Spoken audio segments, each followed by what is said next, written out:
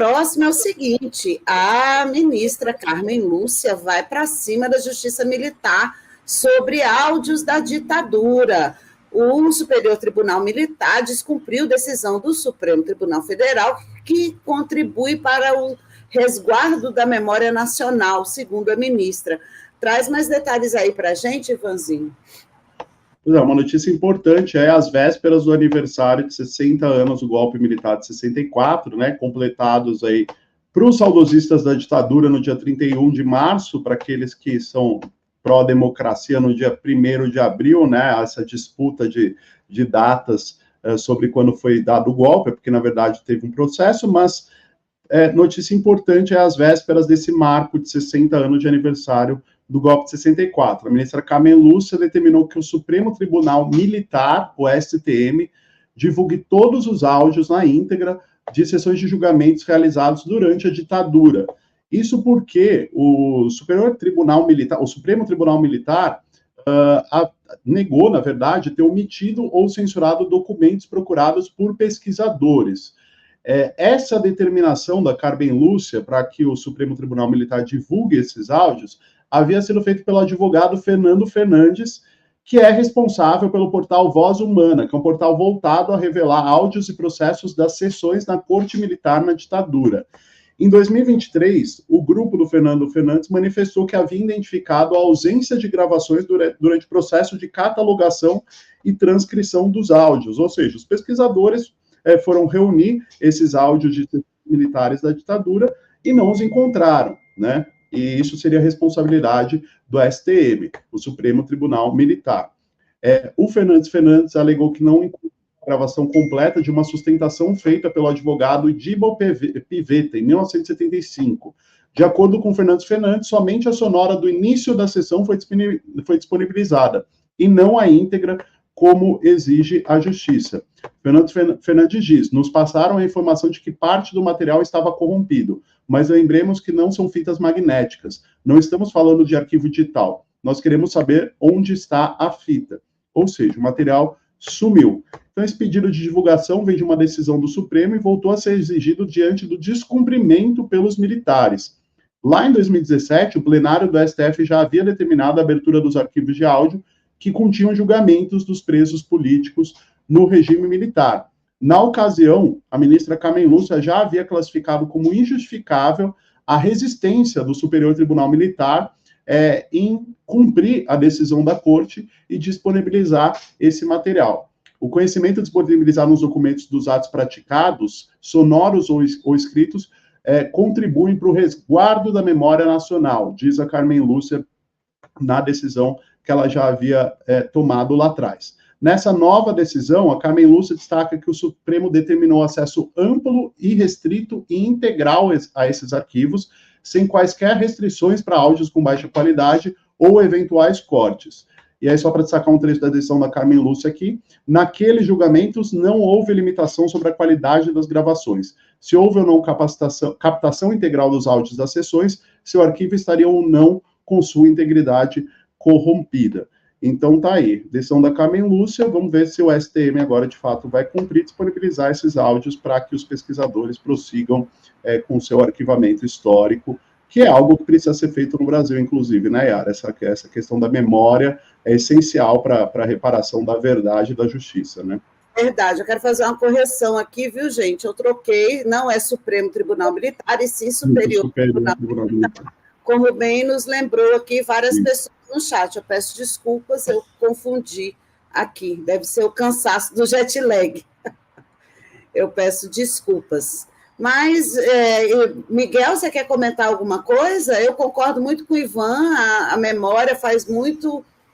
A gente precisa da memória para ter justiça e reparação. E esse, para mim, é um vácuo que ficou com a anistia do final da década de 70, né? Que é óbvio que a gente não pode ficar falando no si, que a gente não estava ali, as condições políticas e histórico-materiais ali eram uma, e foi o que a gente teve, mas eu acho que a gente paga o preço até hoje com esse golpismo aí nas Forças Armadas do país. Miguel? Sim, eu queria só tem uma leitora aqui que reclamou do título, que ficou meio estranho. Ela tem razão, pediu para o Guilherme trocar o título, o título já foi corrigido. Sim, Yara, eu acho fundamental. Estou muito preocupado, por exemplo, que aquela produtora Brasil Paralelo, não devia nem falar o nome deles, eles estão fazendo um documentário sobre a história do comunismo, né? Eles têm muito dinheiro, estão anunciando tudo quanto é lugar. Isso é perigoso, porque eles fazem justamente isso, eles fazem uma distorção da história, né? Eles já fizeram sobre a ditadura militar. Meu som está melhor? Melhorou bastante. Eles fazem uma releitura do que foi o golpe militar, do que foi a ditadura. Então isso é muito perigoso, é muito importante que haja um grande esforço por parte de toda a sociedade civil, por parte do governo, por parte do parlamento, para estabelecer um cânone, uma história, né, minimamente consensual, né? A questão de que houve um golpe militar é consensual, isso é muito importante que o Brasil caminhe, isso é importante para gerar harmonia social.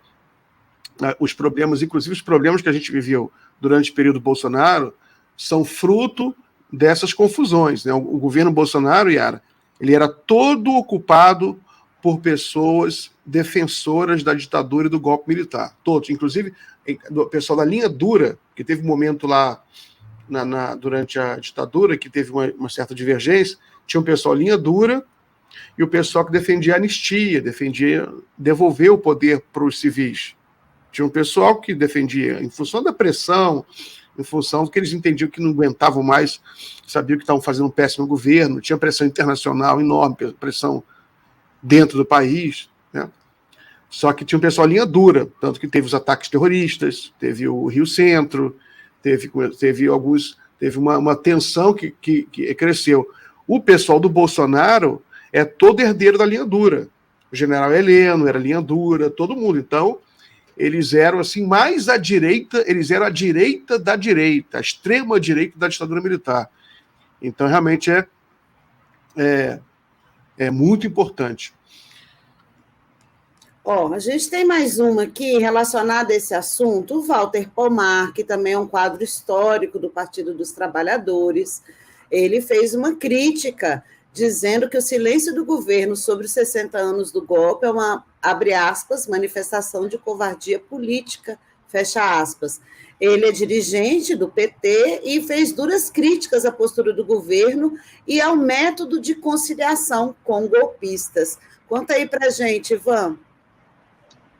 Pois é, o Walter Pomar foi mais uma das vozes a se levantar sobre esse movimento que o governo Lula vem fazendo, que está sendo muito criticado, que é de tomar a decisão de não realizar atos oficiais do governo alusivos aos 60 anos do golpe militar de 64, claro, atos que seriam críticos à ditadura militar e de enaltecimento à democracia, né?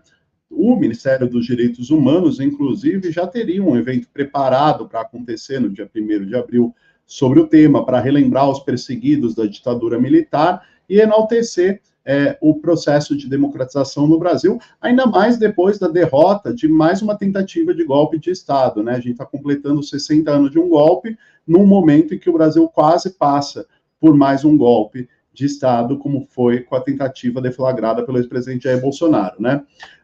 E aí o Walter Pomar hoje deu uma entrevista ao programa Fórum Café pela manhã.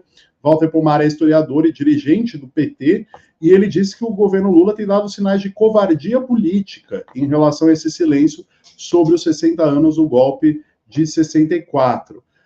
Nos bastidores, tem se dito que o presidente Lula decidiu não realizar esses atos ou cancelar aqueles que estavam programados como uma forma de não tensionar a relação com as Forças Armadas, com os militares, de manter um clima de harmonia que estava sendo criado, uma tentativa de reaproximação após essa tentativa do golpista, ainda mais no momento em que a gente vê vários militares de alta patente, alguns envolvidos, outros revelando que foram apresentados a uma proposta de golpe de Estado. Enfim, o governo tem tentado fazer essa reaproximação e a avaliação do Lula seria de que mexer nessa questão, né, fazer atos críticos à ditadura militar ou de enaltecimento ao processo democrático em detrimento do golpe militar, seria uma forma de tensionar a relação. Há quem fale também nos bastidores que houve uma espécie de acordo entre o Lula e os militares para que o governo, não fazendo atos alusivos ao golpe de 64, militares, forças armadas também não realizariam atos, como normalmente alguns costumam a fazer, né? Não de maneira institucional, mas militares, com cargo, individualmente vão lá e muitas vezes comemoram o golpe de 64, o aniversário do golpe, ou mesmo dentro de entidades como há um almoço marcado no Clube Militar, no Rio de Janeiro, né, para comemorar o golpe no aniversário do golpe de 64. Então, há todo esse bastidor, e o Lula está sendo muito criticado por isso, por tomar essa atitude. Muitos enxergam como um erro político, um erro simbólico, e o Walter Pomar ele deu uma entrevista muito contundente hoje ao Fórum Café, em que ele faz críticas duras ao presidente Lula por conta dessa decisão, que ainda não foi tomada pública, né? A gente precisa deixar isso claro também, que não tem nenhuma declaração em non, né? Uma declaração oficial do governo Lula com relação ao cancelamento desses atos. É o que se sabe até agora. Mas está em tempo de voltar atrás, né? Ainda dá tempo, se o governo Lula quiser fazer algum tipo de menção, fazer algum tipo de ato, algum tipo de evento, de fazê-lo. Inclusive, na semana passada, eu fiz uma matéria para a revista Fórum Semanal, que está no site da Fórum também, exatamente sobre esse assunto, e as pessoas que eu entrevistei, elas até falam, elas pedem para o presidente Lula reconsiderar essa suposta decisão, porque, como eu disse, não é oficial, mas que ele volte atrás e venha realizar atos, ou fale, ou faça um discurso com relação a essa memória do golpe de Estado e enaltecendo a democracia no Brasil. Eu falei com o Pedro Serrano, o Adriano Diogo, né, que foi ex-deputado estadual, foi perseguido, torturado na ditadura, e o deputado federal Ivan Valente, que também foi outro perseguido e torturado na ditadura militar, e todos eles criticam, assim como Walter Pomar, o presidente Lula, e peçam para que o presidente reconsidere essa decisão e faça um ato em memória, assim, aos perseguidos da ditadura militar no aniversário do golpe de 64. Yara e Miguel.